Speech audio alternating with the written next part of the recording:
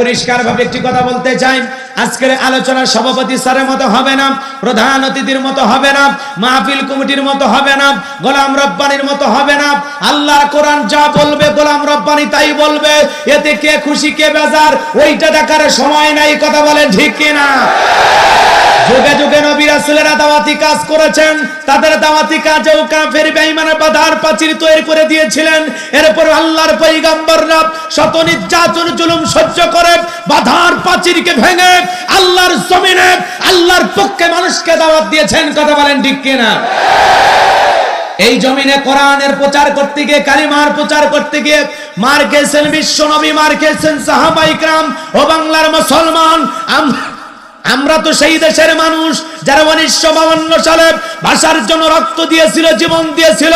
1971 সালে দেশের মাটির জন্য রক্ত দিয়েছিল, জীবন দিয়েছিল।